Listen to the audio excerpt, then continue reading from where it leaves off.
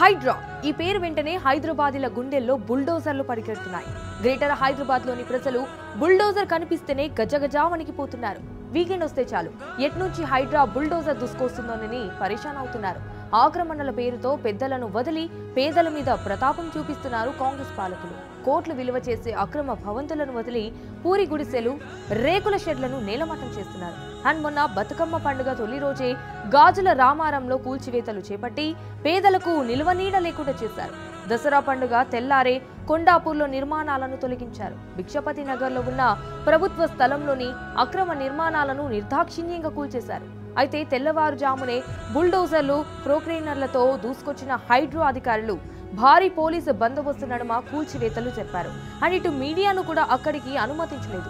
2 కిలోమీటర్ల దూరంలోనే అడ్డుకున్నారు. ఇక తమ ఇండ్లను కూడా నిర్దాక్షిణ్యంగా కూల్చేసిన సీఎం రేవంత్ మీద స్థానికులు ఆగ్రహం వ్యక్తం చేశారు. తమకు గూడు లేకుండా చేస్తావా రేవంత్ అంటూ నిప్పులు చెరిగారు.